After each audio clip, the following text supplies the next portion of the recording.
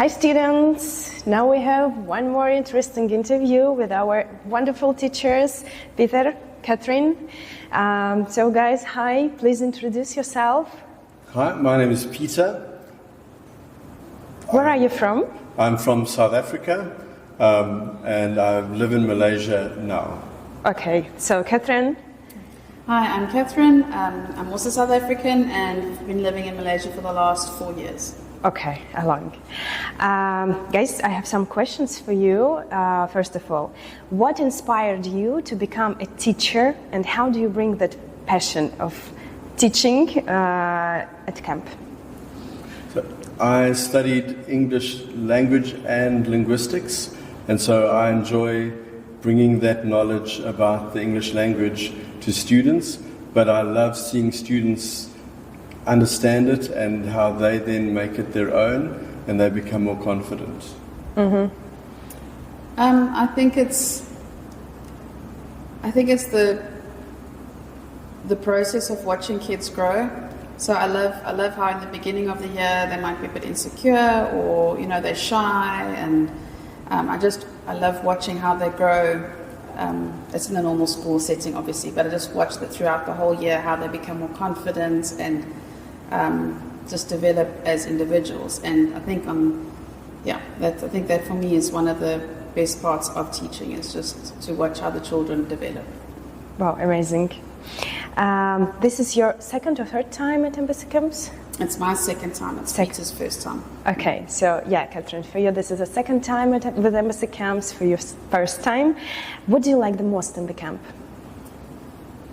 I like how you get to teach in a completely different environment. You get to have more fun. So in a normal school environment, you kind of have to be more structured, and although there's structure here, you have a lot more freedom to bring a lot more fun into the classroom. And the children are on camp, so they need to have fun. I mean, even though they're learning, they still need to enjoy it. So I think I like that about it. Peter, for you? Yeah, I like the structure, but also the element of fun, that the students have opportunities to see different places, and as they experience those things, they can learn about them in class and learn how to talk about them, how to express themselves, and to identify how they feel about things, and to be able to share what they're thinking. Wow, good. But by the way, both of your kids are here with us in the camp. They are in AI camp. Mm-hmm. Can you give any feedback from them, from you? How was the camp? They must be enjoying it because we never see them. Our kids too busy. Yeah, we thought like in the evenings we would go to the mall, go hang out, and every day we're like, you want to go? They're like, no, we've got to do da da da da. So I'm very happy they're having a lot of fun, and they must be having a lot of fun. Otherwise, they'd be like hanging out with us. My son brought his PS4 with him, and he thought he'd be playing PS4 all the time. No? I think he's played PS4 once. So, I mean, the PS4 was with us, not on camp. But yeah, I thought he'd be hanging out with us and playing PS4. And they're here. Amazing result. Yeah, they really are enjoying themselves. Wow. That's nice. But by the way, about the kids, in your class you have kids of different ages, different nationalities, different personalities, obviously. How do you manage to organize the team in the class? So the most important thing is for them to bring their knowledge from their language and what they experience and bring it into the class to work with something common that they're all familiar with. So I use the context where we are in Malaysia. They get to know more about the Malaysian environment and what they're looking at, and they then put that into their own words and bring that together. And different ages will have different feelings and different experiences, so they then talk about those differences together. So the differences make them closer together for them to understand. I also like to play different games where I sneakily divide the groups up differently each time, so they're exposed to different cultures. So that it's very common, it's normal for human nature that you stick with what you know. So to help the children interact a little bit, I kind of swap them around. when they're doing their work, they can sit where they feel comfortable because they need to be comfortable in class. But when we play games, swap them around so they can get to know each other better as well. And also encourage us speaking more English because they're not with their own mother tongue speaking people all the time. Yeah, correct. They have so many English everywhere. So, okay, also about the kids. Remind your kids during the first days in the class and now. So, what's the difference? Compare the difference. I would say the confidence has changed. That at first, also because they were traveling, they might have felt a little bit tired and not aware, not confident about what they wanted to say. Whereas now they understand the routine, they know what the patterns are, so they are used to what they do during the day, and they look forward to the different lessons because we tell them ahead of time what they're going to be doing.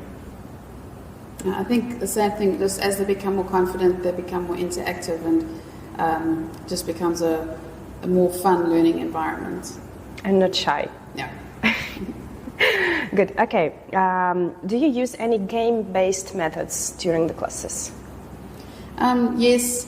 I like to start off every class with a game kind of linked to the theme that we will be focusing on, just as a, what's the word? Icebreaker. Icebreaker, there we go. What is it? An icebreaker. So, icebreaker. Yeah. So it's a fun way to introduce what we're going to be doing in the lesson. It also gets them a little bit more energetic because they're out of their seats. And but even during class, we will, we include lots of games. And even sometimes they don't think they're playing a game that they're learning, but there's always a sneaky learning. Even a game like Double, they all know the game Double, but they always play it in their own language. Oh. And now they have to learn the words in English and they have to say it very quickly because it's a very fast game. And I've been surprised at how quickly they are learning and just still playing the game fast, but in English. So, wow. Yeah, and having fun at the same time.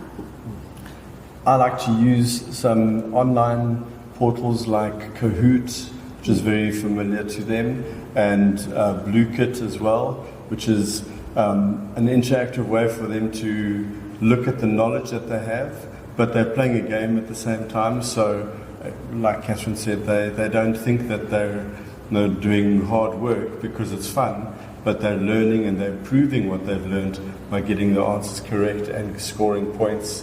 So using points and scores helps them to see the progress and to think about what they're doing next, which helps a lot. Wow. Okay, can you give any advice to parents how to inspire kids to learn English? So maybe how you inspired your kids to learn not English, any other language. So reading is very important, and if they're reading the target language, it helps them to engage and find a love for the words that they're looking at. And the stories they read make them more interested in that. So whether it's English or other languages, it could be Spanish or Russian, if they're learning that language by looking at the words in a story that they're interested in. I think it's important to encourage kids to learn a second language, whether it's English or any other language, because it broadens your horizons. It opens you up to other opportunities.